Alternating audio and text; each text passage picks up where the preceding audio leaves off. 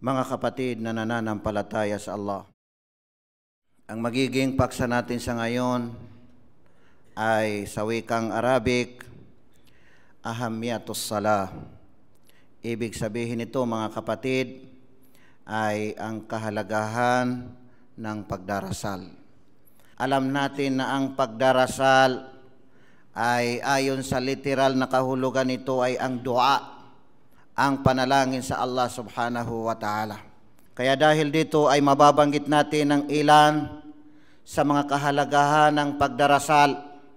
Kahalagahan ng pagdarasal ay unang-una, inna salata silatun bainal abdi wa baina rabbih. Ang pagdarasal, mga kapatid, ay ito ang koneksyon ng tao sa kanyang Panginoon, sa Allah subhanahu wa ta'ala. Koneksyon ng tao sa Allah subhanahu wa ta'ala, na kapag isinagawa ng tao ang pagdarasal, nagkaroon siya ng matatag na koneksyon dahil nasunod niya ang Allah subhanahu wa ta'ala. Ano ang dahilan kung bakit tayo nilikha ng Allah subhanahu wa ta'ala? Makikita natin sa banal na Quran na sabi ng Allah subhanahu wa ta'ala, وَمَا خَلَقَتُ الْجِنَّ وَالْإِنسَ وَمَا خَلَقَتُ الْجِنَّ وَالْإِنسَ إِلَّا لِيَعْبُدُونَ. Makikita natin ang talatang ito sa Suratul Zariyat, na ayon sa kahulugan ng talatang ito, mga kapatid, وَمَا خَلَقَتُ الْجِنَّ وَالْإِنسَ, hindi ko nilikha ang mga jin. Walang dahilan kung bakit ko nilikha, sabi ng Allah subhanahu wa ta'ala, ang mga jin at ang mga tao, illa liya'budun, maliban lamang sa upang sambahin nila ako, sabi ng Allah subhanahu wa ta'ala.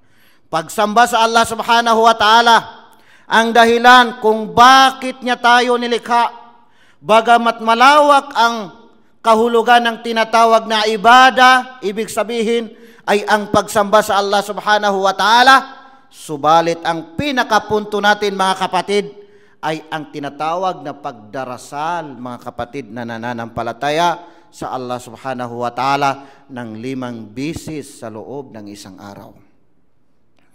Ikalawa, mga kapatid, ay ang pagdarasal. Inna salata hiya ruknu tsani min arkanil Islam.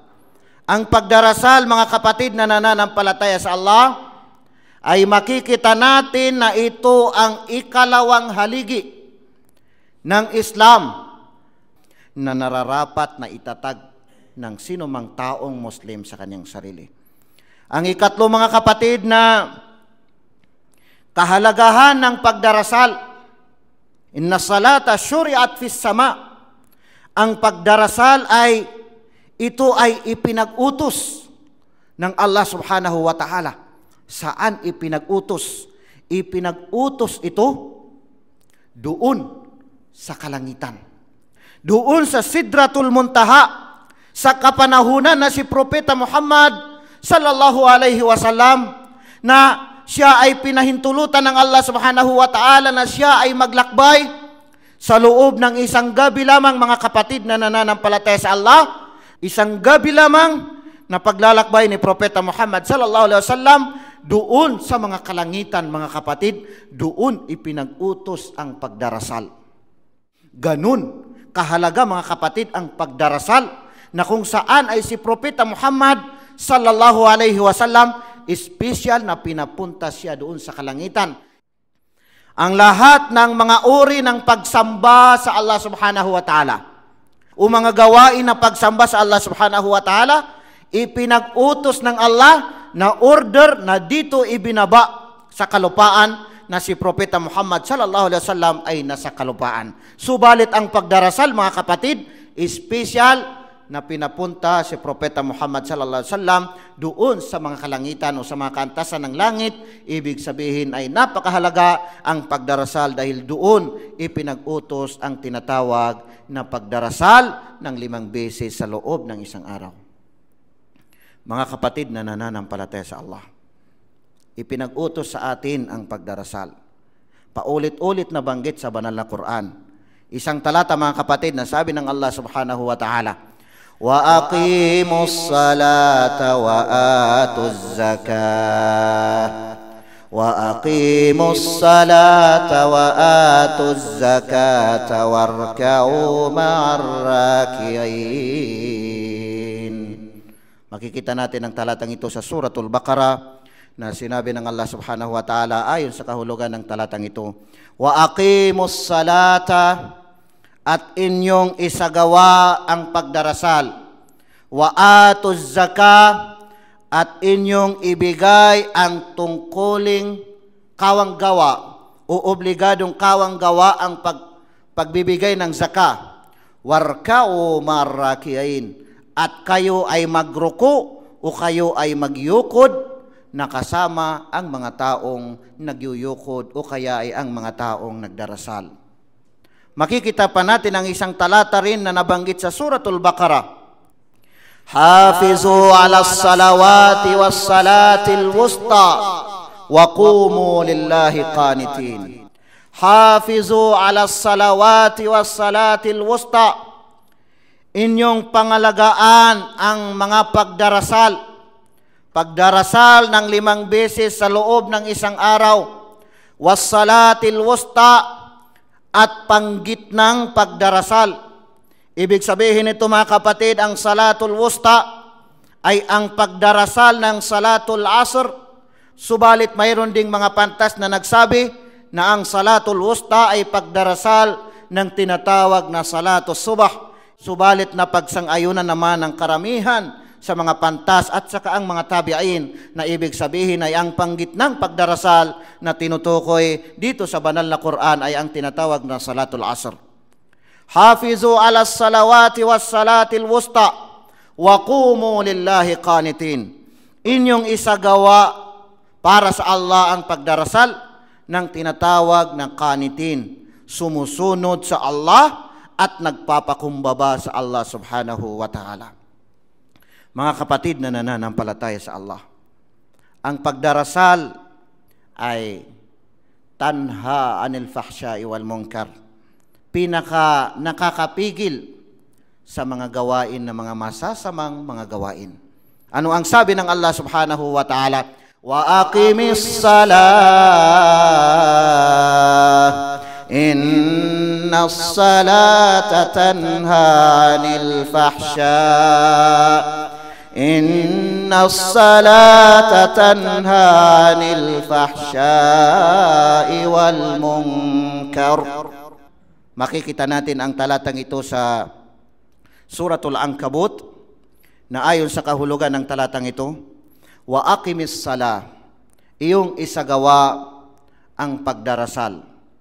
Innas salata, katotohanan na ang pagdarasal, tanha anil fahsya'i wal munkar, ay nakakapigil sa fahsya, nakakapigil sa mga malalaswang gawain, nakakapigil sa mga kahiyahiyang mga gawain, wal munkar, at nakakapigil sa lahat ng mga masasamang gawain. Mga kapatid na nananampalataya sa Allah. Wa na Ibni Mas'ud radhiyallahu anhu qala, sa'altu Rasulullah sallallahu alaihi wasallam ayyul a'mali afdal.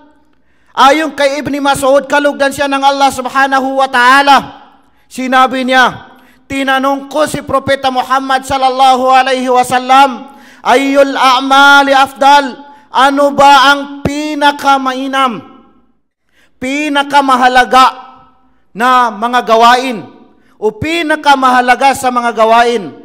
Qala as-salatu ala waqtiha. Ibig sabihin ay sinabi ni Propeta Muhammad sallallahu alaihi wasallam ay ang pagdarasal sa mga oras na nakatakdang oras na pagdarasal. Unang-una na nabanggit ni Propeta Muhammad sallallahu alaihi wasallam ayon sa hadis ni Ibni Mas'ud ay ang pagdarasal, mga kapatid na nananampalataya sa Allah. Qultu thumma ay, qala birrul walidain. Qultu thumma ay, qala al-jihadu fi sabilillah. nang masagot ni Propeta Muhammad sallallahu alaihi wasallam ang katanungan ni Ibn Mas'ud kung ano ang pinakamahalaga, pinakaimportante, pinakamainam sa mga gawain, na sinabi ni Propeta Muhammad sallallahu alaihi wasallam ang pagdarasal sa mga nakatakdang oras nito. Ay sinabi ko naman, sabi ni Ibn Mas'ud, pagkatapos ay ano pa, o Propeta, ang pinakamainam o pinakamahalaga? Sinabi ni Propeta Muhammad sallallahu alaihi wasallam, birrul walidain, ang pagsunod, ang pagiging marangal o pagiging mabuti sa mga magulang, sa tatay at sa kasananay. Pagkatapos ay ano pa, o Propeta, ang pinakamainam? Sinabi ni Propeta Muhammad sallallahu alaihi wasallam,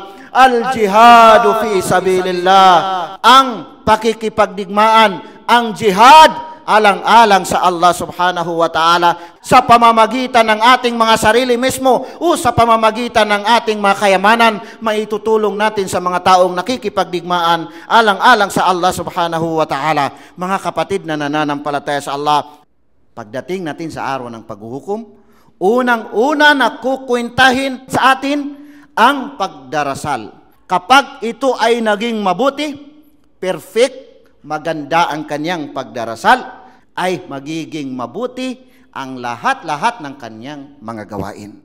Kapag ito ay nasira ang kanyang pagdarasal, hindi mainam, masisira ang kanyang mga gawain. Mga kapatid na nananampalataya sa Allah, aqulu qawli hadha wa astaghfirullah li wa lakum.